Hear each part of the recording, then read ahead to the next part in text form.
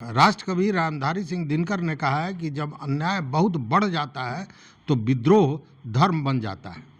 इसी धर्म का निर्वहन कर रहे हैं पटना के गर्दनी बाग में बैठे विशेष सर्वेक्षण संविदाकर्मी एवं अभियंता संघ के सारे आंदोलनकारी। सारे लोग आंदोलन पर हैं अपनी मांगों को लेकर। सरकार विभाग द्वारा जो दोहरी नीति अपनाई जा रही है उसको लेकर और अपने सुरक्षित भविष्य को लेकर। देखिए, ये हड़ताल 16 अगस्त से शुरू हुआ और लगातार चल रहा है, अनिश्चितकालीन है। पिछले 3 दिनों से इसने भूख हड़ताल का रूप ले लिया है। कई लोग 3 दिन हो गए हैं बिना खाए पिए, एक बूंद पानी लिए। कई लोगों की स्थिति खराब हो गई है। कई लोग पीएमसीएच में रेफ़र किए गए हैं, भेजे गए हैं।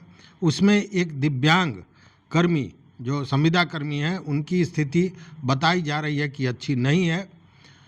बावजूद इसके आज लगभग 16-17 दिनों के बाद भी जो विभाग है या सरकार है उसका कोई नुमाइंदा इनका हाल पूछने भी नहीं आया है। यह तो छोड़ दीजिए, उल्टे दमनात्मक कार्रवाइयाँ लगातार हो रही हैं। धमकाया जा रहा है। अब तक 383 लोगों को टर्मिनेट किया गया है।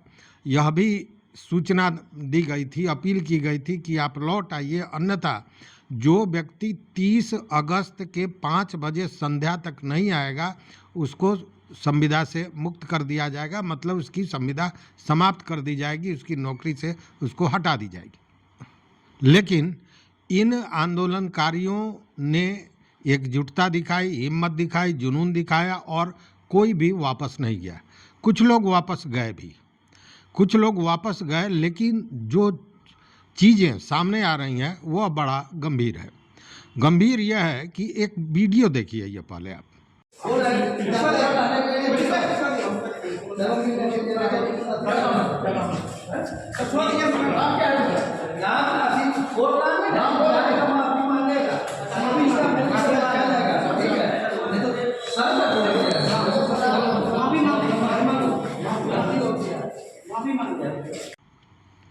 यह वीडियो आपने देखा। यह वीडियो बताया जा रहा है कि बंदोबस्त कार्यालय भागलपुर का है, जहां मुख्यालय के बंदोबस्त पदाधिकारी द्वारा कर्मी को जबरन ज्वाइन कराया जा रहा है। उसके साथ एक तरह से कहें कि ज़बरदस्ती, धक्का मुक्की, ये सारी चीज़ें हुई हैं।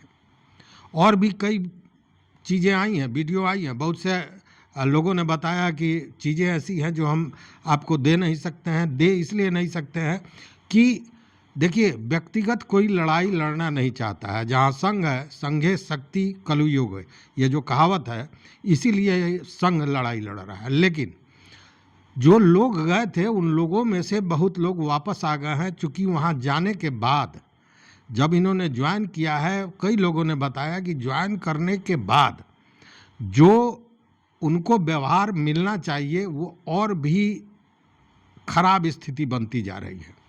मतलब कि मान प्रतिष्ठा कहीं ना कहीं और भी कम हो रहा है और एक तरह से कहें कि अब उनको काम का एक बोझ थोप दिया जा रहा है। और यह मान के चलिए कि उनकी स्थिति अच्छी नहीं है। जो फीडबैक मिल रहा है उसमें से बहुत लोग वापस भी आ गए हैं। कुछ लोगों का ये कहना है, अब हमने देखा नहीं है, लेकिन कुछ लोगों का ये कहना है कि वहाँ जाने के बाद एक एफिडेविट लिया जा रहा है जिसमें यह लिखा जा रहा है कि अब हम कभी आंदोलन पर नहीं जाएंगे, हम कभी विरोध नहीं करेंगे। तो जनतांत्रिक जो ये देश है, इसमें विरोध के अधिकार को आप कैसे रोक सकते हैं? यह तो अधिकार है और इसको भी रोकने की बात हो रही है। मतलब दमनात्मक कार्रवाई हर जगह। जो संविदा कर्मी हड़ताल पर हैं या जो ज्वाइन कर लिए हैं, सब के साथ वही स्थिति है और वही कारण है कि फिर लोग वापस आ रहे हैं। दूसरी बात, जब यह समझ में आ रही है लोगों को कि यह जो लड़ाई है वह जो लोग बैठे हुए हैं भूख हड़ताल पर, उनकी व्यक्तिगत लड़ाई नहीं है, ये पूरे समाज के लिए, संविदा कर्मियों के लिए लड़ रहे हैं, तब उनका ज़मीर भी कहीं ना कहीं कचोट रहा है और वापस आ रहे हैं। आपको याद होगा 30 तारीख को कहा गया था कि अगर 5 बजे तक जो लोग ज्वाइन नहीं करेंगे उनकी संविदा समाप्त कर दी जाएगी। फिर भी किसी में भय की स्थिति नहीं दिख रही है। उल्टे लोगों ने तो यह कहा कि भाई जिस तरह आपने एक सभा बुलाकर लोगों को नियुक्ति पत्र दिया था, उसी तरह सभा बुलाकर सारे लोगों को हटा दीजिए। लेकिन इस तरह तिल तिल करके जो मारना आप चाहते हैं उसके लिए अब हम तैयार नहीं हैं। अब देखिए स्थितियां क्या बन रही हैं कि जो ये संविदा कर्मी हड़ताल पर हैं उसके अलावे अब उनके परिवार के लोग, जैसा मैंने कल बताया था, वो भी लोग आ रहे हैं। आज एक संविदा कर्मी की माताजी, उन्होंने मंच से बाजाप्ता संबोधन किया और यूं कहें कि इन युवा हृदय में उन्होंने एक ताकत, एक जोश भर दिया।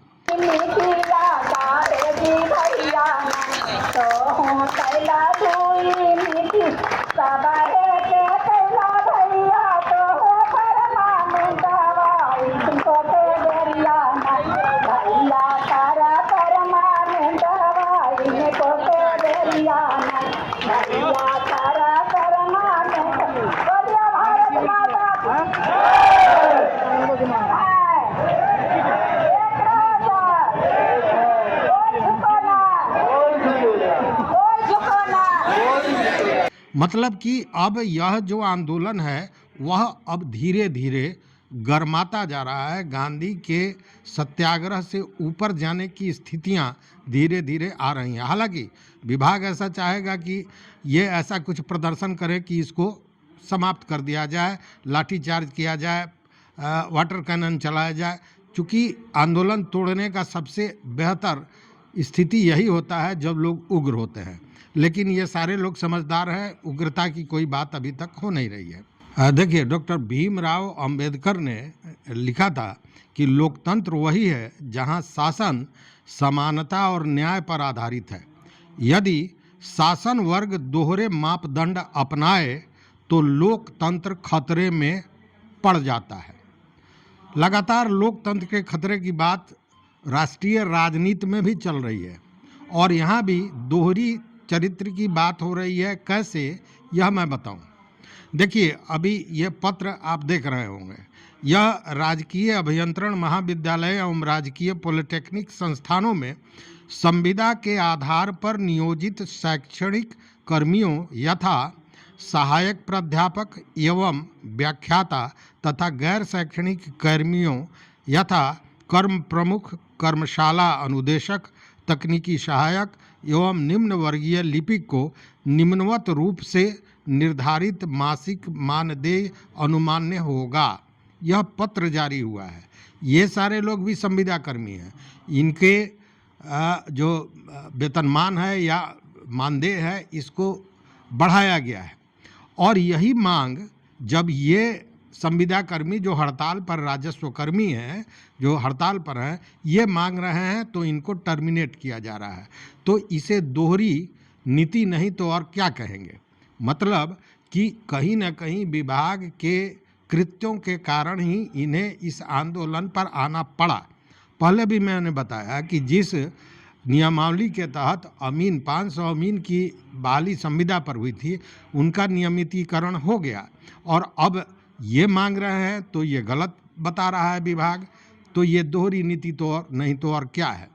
3.5 लाख शिक्षक जो नियोजित थे, जो संविदा कर्मी थे, उनको भी राज्यकर्मी का दर्जा दिया गया। हाँ, एक परीक्षा ली गई लेकिन राज्यकर्मी का दर्जा दिया गया। तो और ये मांग रहे हैं तो ये गलत बताया जा रहा है। तो क्या ये दोहरी नीति है कि नहीं? पूरी तरह है।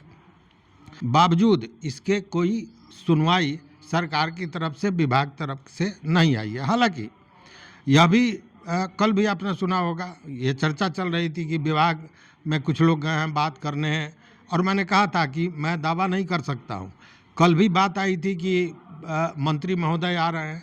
आज भी देखने को मिला कि मंच से ही कहा गया कि मंत्री महोदय के आने की बात है और आश्वासन मिला है। अभी भी फिर कह रहे हैं ये आश्वासन 3 दिन 4 दिन से मिल रहा है कि आज आ रहे हैं, कल आ रहे हैं, लेकिन ये पुख्ता न्यूज है इसलिए बोल रहे हैं कि हमारे जो बंधु हैं तो एमएलसी साहब को उनको फोन किए हैं कि माननीय मंत्री जी से हम बहुत ज्यादा हॉट डिस्कशन कर गए तुम्हारे लिए बबुआ, इसीलिए वो तैयार हुए आने के लिए। आप लोग बैठ जाइए अस्थिर से और सबको बुलाइए जो गली कुची में इधर उधर है, सबको यहीं रहेंगे जब तक वो नहीं आएंगे तब तक वो यहाँ से हिलेगा नहीं, ठीक है? और कोई गलत नारा नहीं लगाएगा, ठीक है? और आप आराम से बैठिए, लिखित चाहिए, लिखित शांति बना के धैर्य से रहिए। कोई नहीं बांटने वाला है, जमीन का कागज हमको दिखा। आप लोग लेकिन जब अभी मैं वीडियो बना रहा हूँ, अभी 8 बज गए हैं, रात्रि के 8 बजे हैं शाम के, इस समय तक मंत्री महोदय के आने की सूचना नहीं है। मतलब मंत्री महोदय नहीं है, मंत्री महोदय दरभंगा या अन्य कहीं स्थल पर भ्रमण कर रहे हैं। तो स्थितियां यही बनी हुई है। लेकिन मंत्री महोदय आए चाहे नहीं, आपको याद है पिछले दिनों राजद के राष्ट्रीय अध्यक्ष मंगनी लाल मंडल ने इसका समर्थन किया था, और इसको लेकर आज जो राजद के राष्ट्रीय उपाध्यक्ष हैं उदय नारायण चौधरी, पूर्व प्रदेश उपाध्यक्ष हैं अशोक कुमार सिंह और प्रदेश महासचिव हैं अरुण कुमार, ये सारे लोग पहुँचे सभा स्थल पर, मंच पर, और उन्होंने अपनी बातें रखी। आमरण अनशनकारी साथियों के साथ बैठने पर मुझे भी कुछ शक्ति प्राप्त हो गई इनसे, और शक्ति ये प्राप्त हुआ कि आपकी लड़ाई को अंतिम अंजाम तक पहुंचाने का काम करेंगे।